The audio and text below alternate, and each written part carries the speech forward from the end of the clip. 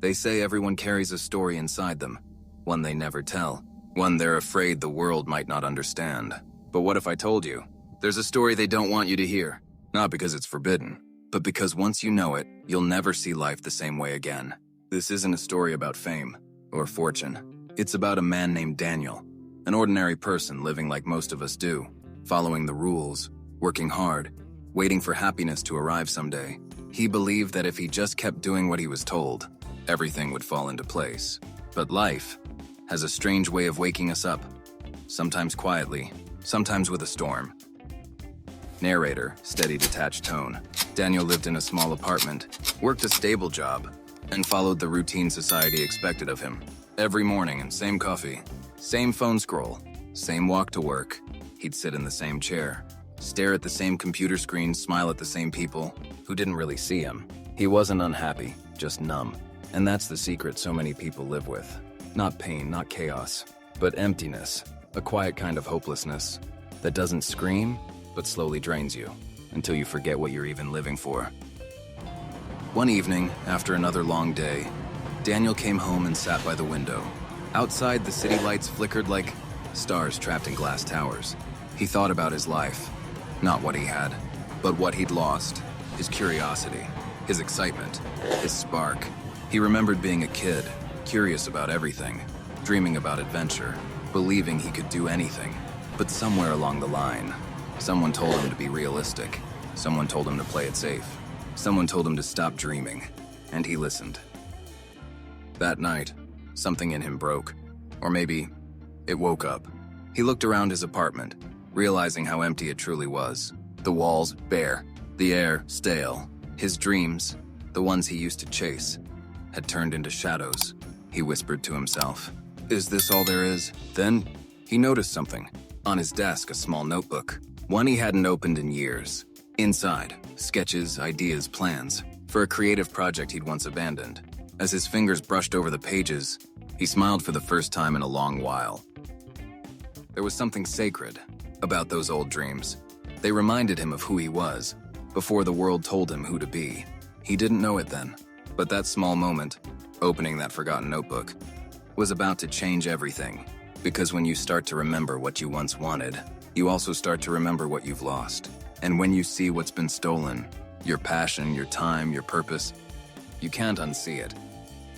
The truth is, there's a system designed to keep people like Daniel comfortable enough to comply, but not awake enough to question. A system that rewards obedience, punishes curiosity, and teaches that security is better than freedom. But freedom, real freedom, doesn't come from comfort.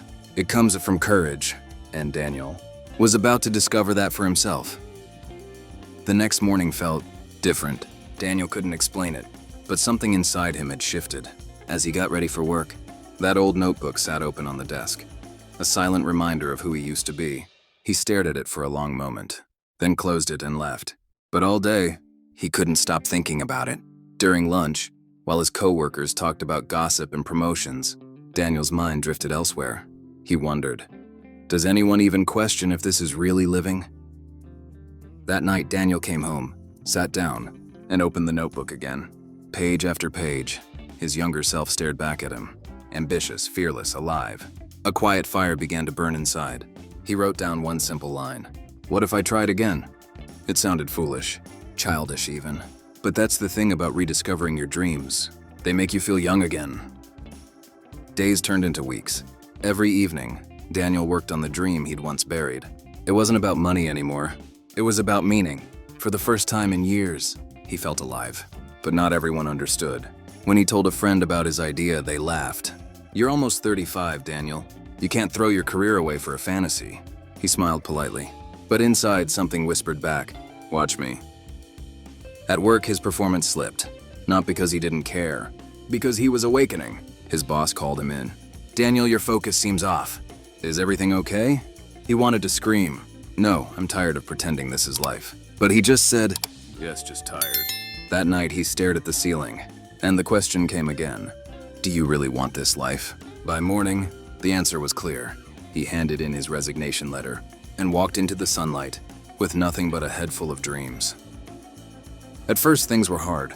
Money was tight. The world didn't reward him for being brave. There were nights of doubt, moments of fear, but every time fear whispered, "Give up," courage whispered back, "Keep going." He learned to live with uncertainty, to find beauty in the unknown, and slowly, things began to change. His work began to gain attention online. People reached out, asking for help, collaboration, inspiration.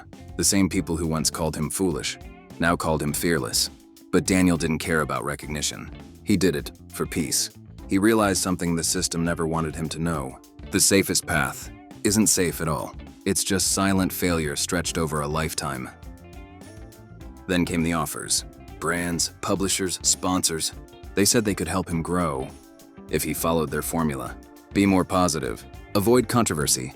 Focus on engagement. He stared at the screen, then closed the email. He hadn't escaped one system, just to be trapped by another. Once you wake up, you can never go back to sleep. His following grew, but so did criticism. Old friends mocked him. Others whispered he'd changed. One night, he sat alone on a park bench under the stars, wondering if the cost of truth was loneliness. Then, an old man sat beside him. "The trees that grow tall," he said, "are always alone at the top. Doesn't mean they grew wrong. It just means they reached where others didn't try." Daniel smiled. He understood. Years later, Daniel barely recognized who he used to be. The empty apartment, the lifeless routine. It all felt like a distant dream.